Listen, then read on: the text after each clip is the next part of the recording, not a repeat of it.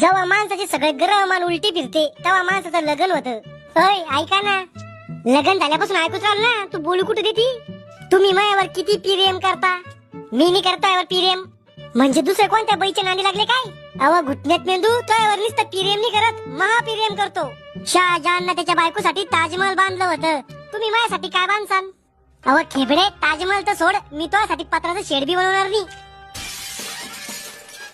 आज बेसरच मानते पुढं. अहो मजाक मजाक करतो तुम्ही. राहुल बोंबल, आज आमचं घर वावर पाहायला पाहुणे येऊ राहिले, तू माझ्या सांग थांबजो बर का? श्याम्या कशाला करू लगन, कशाला हाताने घरात भूत घालून घेऊ राहिला? किती दिवस रातच्या पत्राच्या पन्हाळ्या मोजू रे मी, काही फायदा नाही श्याम्या लगन करून. अरे मला बी वाटतं, मला कोणा अहो म्हणा, माझ्या संग भांडणं करा, मला जळक्या पोळ्या खाऊ घाला, माझ्या मग किरकिर करा.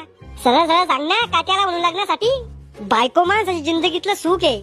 अरे पण मग काय काय मी पाहुणे पुढं? अरे तो सांगायचं त्याला मी किती चांगला आहे, माझ्याकडे किती प्रॉपर्टी आहे. शामू भाऊजी यायलाच ना तुम्ही, हे खोटं एक नंबर बोलते. खोटं? वहिनी खरंच चांगलं आहे मी, यात खोटं काय? काय खोटं बोललो मी तुला?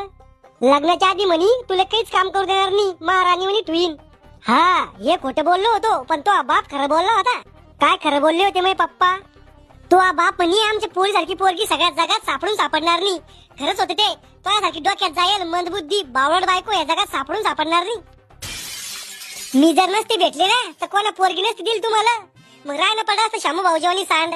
आता मला कोण ओळलं तुमच्या भांडणाच्या मधात? अहो तू नसती भेटली तर मी बायको दत्तक घेतली असती.